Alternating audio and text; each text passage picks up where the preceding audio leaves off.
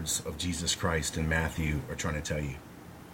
He's telling you that mankind has been originally created and was already here from the beginning. This beginning is predating the Garden of Eden. So mankind has already been created.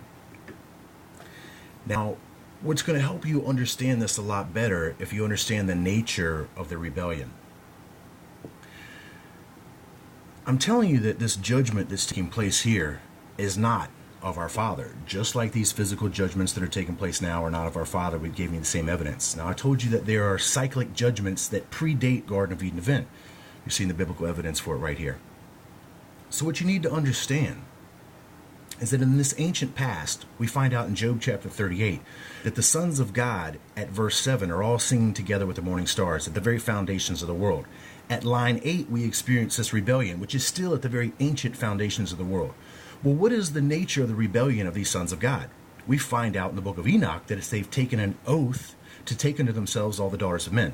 Well, if there's a rebellion that is resulting in the very ancient past, and then the rebellion is recorded in its first instance as them taken unto the daughters of men, there has to be daughters of men here at this time.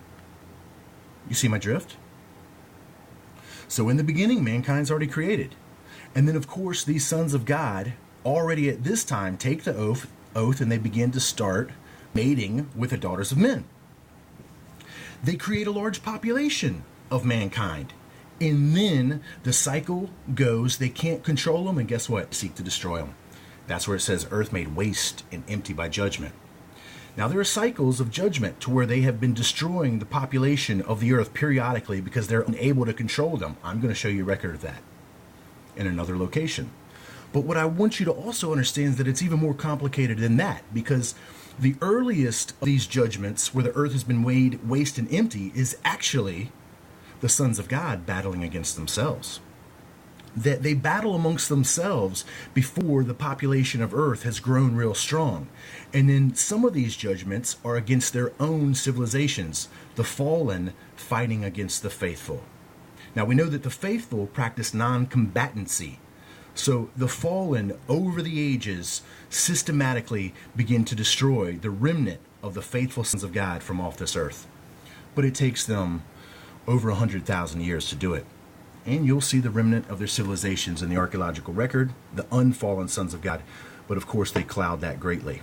So my point here is this, that if we can see the earth being made waste and empty by judgment, and you know that the earth is trying to be made waste and empty by judgment today, and when I've proven that that judgment is not from our Father, that it's caused by the fallen ones, we should know in this very ancient past that this earth being made waste and empty by judgment is also a product of this rebellious fallen ones.